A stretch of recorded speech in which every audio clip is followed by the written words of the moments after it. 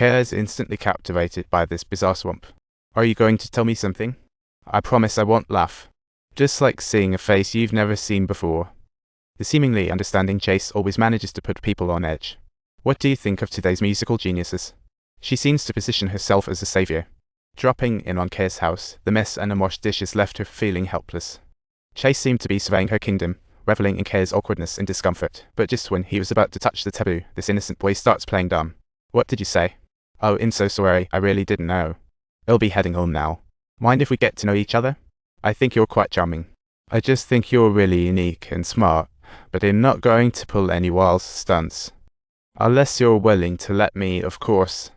But thankfully, Kaya was just a bit confused about her feelings for Chase. Maybe it was just filling the void of loneliness she felt for so long.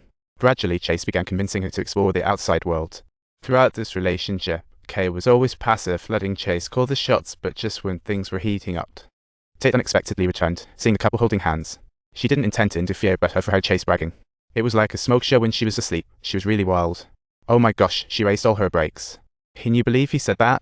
It's just me and her, don't talk about her like that. What? I said, don't talk about her like that. The conflict between them was interrupted, and later that night, Tate barged in without giving Kaya a chance to explain. She just unloaded a pile of frustration. Kaya, we need to talk about Chase right now. He's not good enough for you. You would just let go of me. You don't even know what I'm dealing with. I know, I'm really sorry. Kaya was filled with doubts inside. You've got no humanity. Face me. Tate explained she didn't come back because she thought Kaya would never leave this place. She felt helpless about cutting ties with the outside world, but for Kaya everything else was irrelevant. Without you, absolutely nothing else holds significance. I missed something crucial. Tate wanted to make up for her mistake, and Kaya accepted the feather she offered but did not show any signs of forgiveness. Even if it was true, she said, it was just too late. A few days later, while shopping for supplies in town, she unexpectedly bumped into Chase. What brings you to town? Chase said she was here to celebrate. Before Chase could finish, one of her friends interrupted, introducing herself, Kaya's lady-in-waiting. Yet another betrayal left her heartbroken and gasping for air. While Chase tried to explain, she quietly hid away. With her facade crumbling, Chase no longer hid her true self, bluntly stating, I know you were here, Kaya. Kaya felt as if she saw her father's shadow. In an instant, all the painful memories flooded her mind, but this time, she wouldn't give up easily. Countless losses and betrayals made her realize that everyone would leave. She should have understood that by now. Kaya decided to make a change in her life. Finally, after her first book was published, she bought a ton of new furniture. She even redecorated her house to look like a charming little shop. Her world was becoming more and more delightful. However, Chase had marked her as prey, trying to drag her back into the murky depths of despair. Everyone worshipped the swamp girl like a goddess, but before Chase, she curled up like a little kitten, giving Chase a twisted sense of achievement. Nevertheless, she had to stay alert for retaliation, not daring to linger at home for too long. Unable to find Chase, her world crumbled. She had no idea when it would end. She worried about when it would all end, always fearing the next attack.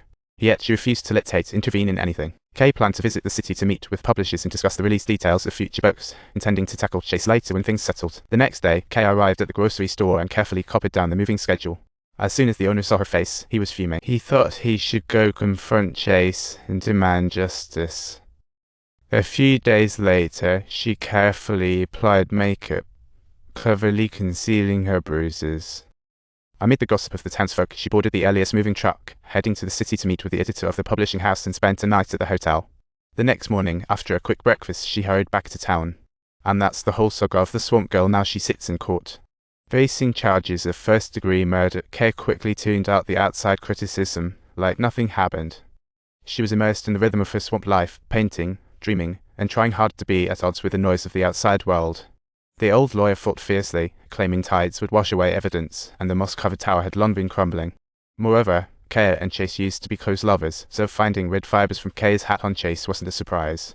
But the biggest mystery was the disappearance of the shell necklace from Chase's neck. That had been a token of love from Kaya. The old lawyer objected once more, stating the police rummaged through Kaya's house but found no sign of that necklace, and more importantly, she didn't have enough time to commit the crime. Kaya had dinner with the editor until 11 p.m. Whether the murder charge holds up depends on the jury. The old lawyer suggested to Kay that she should play the role of a victim to garner sympathy from the jury in the crucial final trial. However, she firmly declined this suggestion. Subsequently, on the second day of the trial in court, the old lawyer made the final statement. The swamp girl who has been demonized is now truly sitting before them. Is the rumor true?